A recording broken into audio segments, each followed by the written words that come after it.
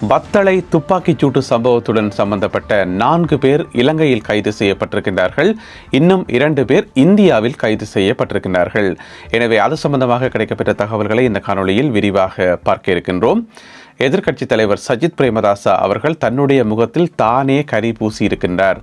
ஏனென்று சொன்னால், நீதி அமைச்சர் ஹர்ஷன நாணயக்கார அவர்களுக்கு எதிராக கொண்டு வரப்பட்ட நம்பிக்கையில்லா பிரேரணை எல்லோருக்கும் தெரிந்ததுபடி தோற்கடிக்கப்பட்டுள்ளது. எனவே அது சம்பந்தமாகவும் பார்க்க இருக்கின்றோம். கிளிநொச்சியில் 2 குழுக்களுக்கு இடையில் ஏற்பட்ட கடும் மோதல் காரணமாக அந்த மோதலை கட்டுப்படுத்துவதற்கு படையினர், STF மற்றும் போலீசார் போன்றோர் வரவழைக்கப்பட்ட சம்பவம் பதிவாகி இருக்கிறது. அது குறித்தும் பார்க்கலாம். இந்த செய்திகளுடன் மேலும் பல முக்கியமான செய்திகளும் தகவல்களும் இன்றைய காணொளியில் காத்திருக்கின்றன. தமிழடியான் சொந்தங்கள் அனைவருக்கும் வணக்கம். ஜூலை மாதம் 25ஆம் தேதி 2026ஆம் ஆண்டு சனிக்கிழமை. வாருங்கள் காணொளிக்குள் போகலாம். எதிர்க்கட்சித் தலைவர் சஜித் பிரேமதாசா அவர்கள் தன்னுடைய முகத்தில் தானே கரியள்ளி பூசியிருக்கின்றார். என்னென்னு சொன்னால், நீதி அமைச்சர் ஹர்ஷன நாணயக்கார அவர்கள் பதவி விலகணும். அவர் பதவி விலகிட்டா எல்லாம் சரியாயிரும், நாட்டில் சகல பிரச்சனையும் தீர்ந்துருமென்ற மாதிரி ஒரு நம்பிக்கையில்லா பிரேரணை ஒன்றை கொண்டு வந்துச்சினோம். இந்த நம்பிக்கையில்லா பிரேரணை கொண்டு வர முயற்சி செய்யப்பட்ட ஆரம்பத்திலிருந்தே திரும்ப வீடியோக்களை நாங்கள் சொல்லி கொண்டு நாங்கள் இது தேவையில்லாத வேலை, இது கண்டிப்பாக தோற்கடிக்கப்படும், இதுக்கு ஆதரவு கிடையாது என்று சொல்லி இப்போ பார்த்தீங்கன்னு சொன்னால் எதிர்பார்த்ததுபடியே நேற்று தோற்கடிக்கப்பட்டிருக்கிறது.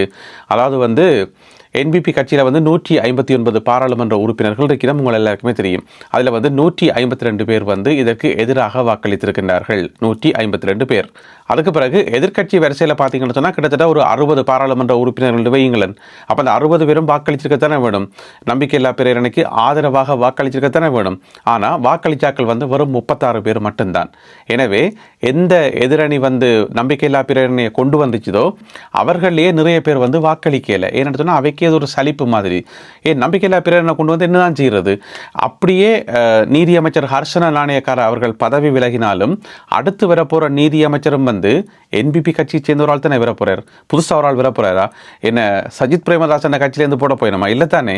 எனவே தேவையில்லாத வேலை பார்த்து தன்னுடைய முகத்தில் தானே கரியள்ளி பூசி இருக்கின்றார் சஜித் பிரேமதாசா. அவருக்கான செல்வாக்கு குறைஞ்சு கொண்டு போகுது என்றது மீண்டும் ஒரு தடவை நிரூபிக்கப்பட்டிருக்கிறது. ஒன்றுமே செய்யலாது.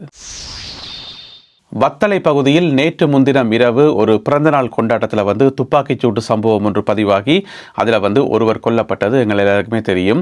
அதாவது குடு ரொஷான் போல இருந்த ஒருவர் கொல்லப்பட்டிருக்கிறார். குடு ரொஷான் தப்பிட்டார்.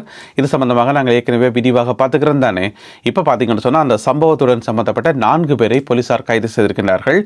அதாவது அந்த துப்பாக்கி சூட்டுக்கு உதவினார்கள், நேரடியாகவோ மறைமுகமாகவோ உதவினார்கள் என்று சொல்லி நினைக்கிறேன். பர்த்டே பார்ட்டிலேருந்து ஃபோன் பண்ணி சொல்லிக்கணும் போடக்கு ஆளிங்க நிற்கிறார், வெள்ளை கலர் சர்வாணி ஒன்று போட்டுக்கொண்டு நிற்கிறார், சுட்டுட்டு போன்னு சொல்லி ஃபோன் பண்ணி சொல்லிக்கணும். இன்னும் தெரியலை. இந்த மாதிரி 4 பேர், அந்த 4 பேரில் 2 பேர் பெண்களாம். 2 பெண்களும் 2 ஆண்களும் கைது செய்யப்பட்டிருக்கிறார்கள். எனவே அவர்கள் மிக விரைவில் கோட்டை நீதவான் நீதிமன்றத்தில் முற்படுத்தப்படுவார்கள் என்று சொல்லப்படுகிறது. பெரும்பாலும் இன்று சனிக்கிழமை முற்படுத்தப்படுறதுக்கான வாய்ப்புகள் இருக்குது. இது இலங்கையில் கைது செய்யப்பட்ட 2 பேர். அதுக்கு பிறகு பார்த்தீங்கன்னு சொன்னால் நேற்று காலமே தமிழ்நாட்டில் ராமேஸ்வரத்தில் 2 பேர் கைது செய்யப்பட்டிருக்கிறார்கள். இப்போ நீங்கள் படத்தில் பார்க்குற இந்த 2 பேர் தான் கைது செய்யப்பட்டிருக்கிறார்கள். இவர்கள் அந்த வத்தளை சம்பவத்துடன் சம்பந்தப்பட்டிருக்கலாம் என்று சொல்லி சந்தேகிக்கப்படுது. ஏனென்று சொன்னால் இரவிரவா பயணம் செய்து கொழும்பில் இருந்து உங்கள் மன்னாருக்கோ யாழ்ப்பாணத்துக்கோ இங்கே அப்புறம் அங்கேருந்து தப்பி ராமேஸ்வரத்துக்கு ஓடி இருக்கணும். எனவே எந்த ரூட்டுக்கால வந்துக்கணும்னு தெரியல. காலையில் போயிட்டு அங்கே ராமேஸ்வரத்தில் கரையிறங்கும் போது கரையோர போலீசாரினால் கைது செய்யப்பட்டிருக்கிறார்கள். எனவே அவர்களும் மிக விரைவில் இலங்கைக்கு நாடு கடத்தப்படுவார்கள் என்று சொல்லி எதிர்பார்க்கப்படுகிறது. விசாரணைகள் தொடர்ந்து இடம்பெற்று வருகின்றன. இலங்கையில் சிறை கைதிகளினுடைய எண்ணிக்கை மிக அதிகம் என்றது எங்கள் எல்லாருக்குமே தெரியும். அப்போ நீதி அமைச்சர் ஹர்ஷன நாணயக்கார அவர்கள் அதுக்கு ஒரு ஐடியா ஒன்று சொல்லியிருக்கார். என்னென்னு சொன்னால், இப்போ அரசாங்கம் பரிசீலனை செய்து கொண்டு வருதாம்.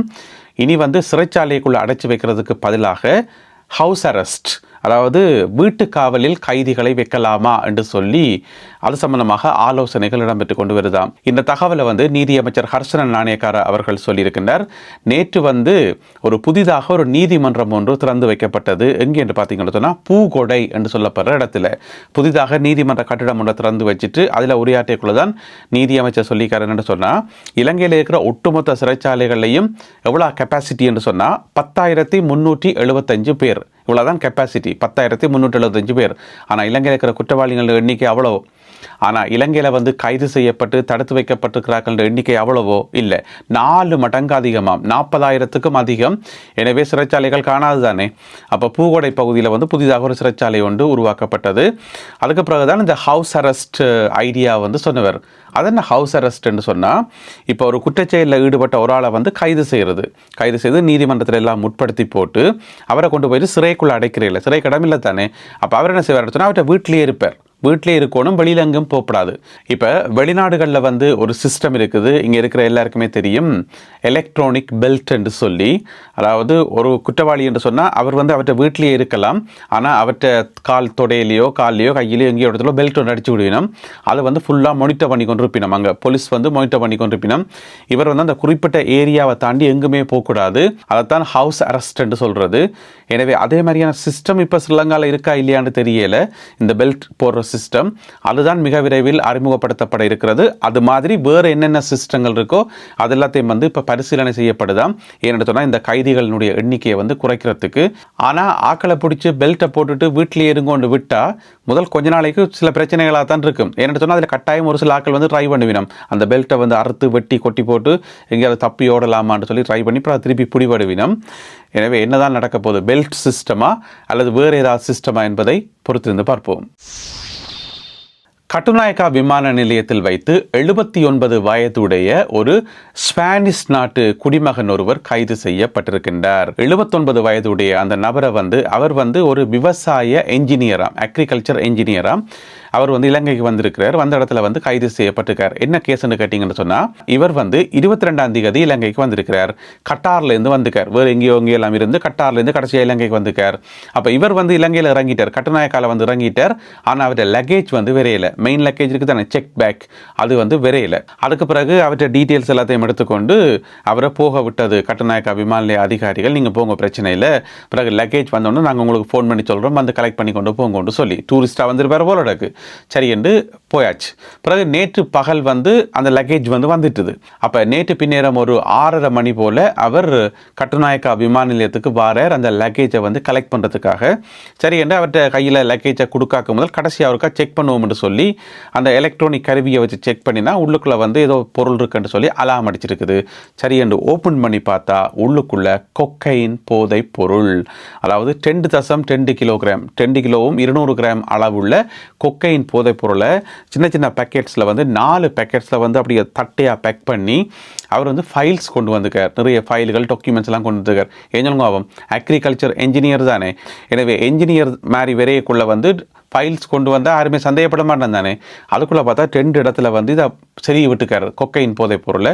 உடனடியாக அவர் கைது செய்யப்பட்டிருக்கின்றார். அவர் கொண்டு வந்த கொக்கையின் போதைப் பொருளினுடைய மொத்த பெறுமதி பார்த்தீங்கன்னு சொன்னால் 1,09,00,000 ரூபா வரும் என்று சொல்லப்படுகிறது. முதல் கட்ட மதிப்பீட்டில் 1,09,00,000 ரூபா. 79 வயசுடைய நபருக்கு ஏன் இந்த வேலை? எனவே அவர் வந்து இப்போ கைது செய்யப்பட்டிருக்காரு தானே. இனி வந்து அவர் ஸ்பெயினுக்கு திரும்பி போகிறதுக்கான வாய்ப்பு அவர்கிட்ட வாழ்நாளில் கிடைக்குமோ தெரியாது. எனவே விசாரணைகள் தொடர்ந்து இடம்பெற்று வருகின்றன. இன்று சனிக்கிழமை காலை 100 கிலோ அளவுள்ள போதைப் பொருட்கள் எரியூட்டி அளிக்கப்பட உள்ளன. உங்களுக்கு தெரியும், வழக்கமாக வந்து போதைப் பொருட்கள் வந்து எந்த இடத்துல வந்து எரிக்கிறேன்னு சொல்லி, அதாவது புத்தளம் பகுதியில் இருக்கக்கூடிய பனாத்து வில்லுவ என்று சொல்லப்படுற இடத்துல இருக்கக்கூடிய இந்த மின்சார சுடுகாடு அங்கே தான் வச்சு எரிக்கப்படுறது, வழக்கமாக அங்கே தான் எரிக்கப்படுறது. எனவே இன்று சனிக்கிழமை காலை ஒரு 100 கிலோ எரிக்கப்பட இருப்பதாக சொல்லப்படுகிறது. மாரவில நீதவான் நீதிமன்றத்தில் பாரம் எடுக்கப்பட்ட போதைப் பொருட்கள்லாம் இப்பொழுது எரியூட்டப்பட இருக்கின்றன. பலத்த பாதுகாப்புடன் அவை அந்த குறிப்பிட்ட இடத்துக்கு எடுத்து வரப்படும் என்று சொல்லி அறிவிக்கப்பட்டுள்ளது. கிளிநொச்சியில் நேற்று மாலை 2 குழுக்களுக்கு இடையில் வந்து கட்டும் மோதலும் ஒரே அடிதடியும். அதில் வந்து 9 பேர் கைது செய்யப்பட்டிருக்கின்றார்கள். இந்த மோதலில் ஈடுபட்டவர்கள் என்ன கேஸ்ன்னு கேட்டிங்கன்னு சொன்னால், கிளிநொச்சி கண்ணகிபுரம் பகுதியில் தான் இந்த சம்பவம் வந்து நடந்திருக்குது. அங்கே என்னென்னு சொன்னால், அரசாங்கத்துக்கு சொந்தமான ஒரு காட்டு பகுதியில் வந்து கற்றாழை செய்கையில் வந்து கொஞ்சம் பேர் வந்து ஈடுபட்டிருந்தவையாம். அப்போ ஈடுபட்ட இடத்துல வந்து அந்த குறிப்பிட்ட இடத்துக்கு வந்து போகக்கூடாதுன்னு சொல்லி வேறொரு தரப்புக்கு வந்து தடை விதிக்கப்பட்டிருந்ததாம். அது இன்னும் டீட்டெயிலாக தெரியலை.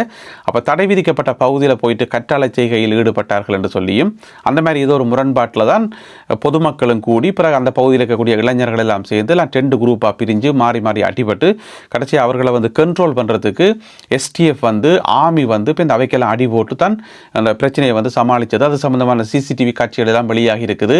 அப்படி நல்ல தெளிவாக பயங்கர கிளியரான சிசிடிவி காட்சிகள் எல்லாம் வெளியாகி இருக்கிறது.